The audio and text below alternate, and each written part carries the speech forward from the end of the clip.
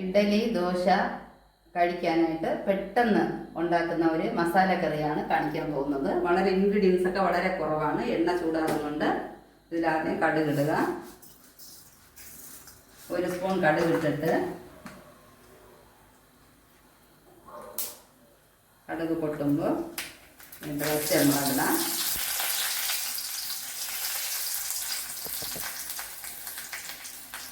പച്ചമുളക് മൂത്ത് വരുമ്പോൾ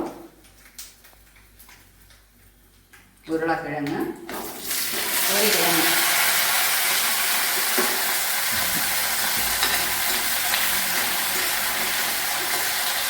ഒരു കിഴങ്ങ്, ഒരു സവാള എടുത്തിട്ടുണ്ട്. ഇതിങ്ങനെ തീയൽ നരിയും പോലെ ക്യൂബ്സ് ആയിട്ട് ഇങ്ങനെ അരിയാൻ മതി. സ്ലൈസ് ആയിട്ട് വേണമെന്നില്ല, അങ്ങനെ അരിയാം.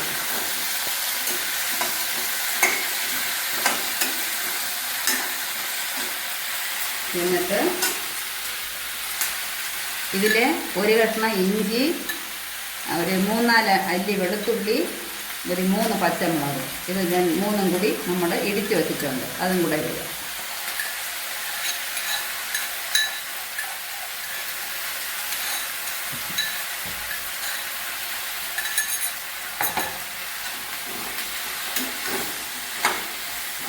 എന്നിട്ട് ഇത് ബ്രൗൺ നിറം ആകണമെന്നൊന്നുമില്ല. അല്പം വഴണ്ട് വരുമ്പോൾ ടൊമാറ്റോ, ഒരു ടൊമാറ്റോ എടുത്തിക്കണം.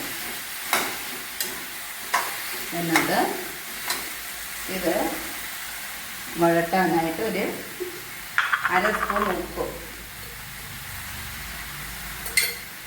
വരലുപ്പാണ് ഇട്ടിട്ടുള്ളത്, പൊടി ഉപ്പാണേലും കണക്കിനിടുക.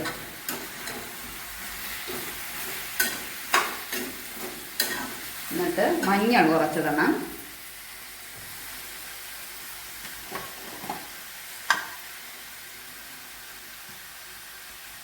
ഒരു 1/4 സ്പൂൺ മതിയാവും.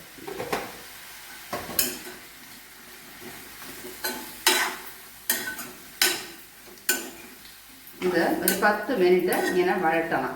വഴട്ടി കഴിഞ്ഞ് കാണാം.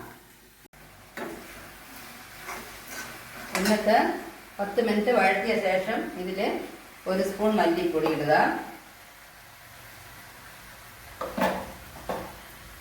കുറച്ച് ചിക്കൻ മസാല ഒരു 1 സ്പൂൺ 1.5 സ്പൂൺ ഇടാം.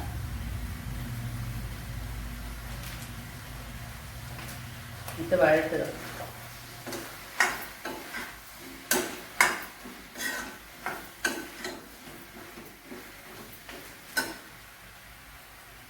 എന്നിട്ട്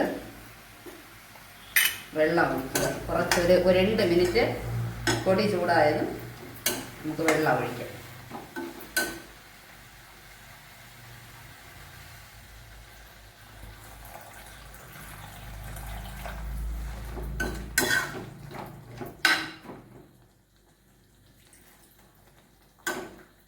ഇതിന് ഒരു 20 മിനിറ്റ് വേകണം. ഇത് പ്രഷർ കുക്ക് ചെയ്യുകയാണെങ്കിൽ ഒറ്റ വിസിൽ മതിയാവും.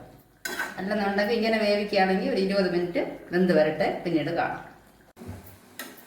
ഇത് 20 മിനിറ്റ് കഴിഞ്ഞിട്ടുണ്ട്. നന്നായിട്ട് വെന്തു. ഇനി ഇതിനെ ഒന്ന് ഈ കിഴങ്ങ് എല്ലാം ഇങ്ങനെ ഒന്ന് മാഷ് ചെയ്ത് വിടുക. എന്നിട്ട് ഇതിൽ ഞാൻ മുളക് പൊടി ഇട്ടിട്ടില്ല, പച്ചമുളകാണ് ഇട്ടത്. അതുകൊണ്ട് ഇഞ്ചി വെളുത്തുള്ളിയൊക്കെ ഉള്ളത് കാരണം മുളക് പൊടി അല്ലാതെ ചേർത്തിട്ടില്ല. ചിക്കൻ മസാല മാത്രമാണ് കുറച്ചിട്ടത്. ദോശ ഇഡ്ഡലി കഴിക്കാനായതുകൊണ്ടാണ് ഇങ്ങനെ ലൂസായിട്ട് വെച്ചിരിക്കുന്നത്. ചപ്പാത്തിക്കാണെങ്കിൽ കുറച്ച് കട്ടിയായിട്ട് എടുക്കാം. ഇനി നമുക്ക് മല്ലിയില ഇടുക.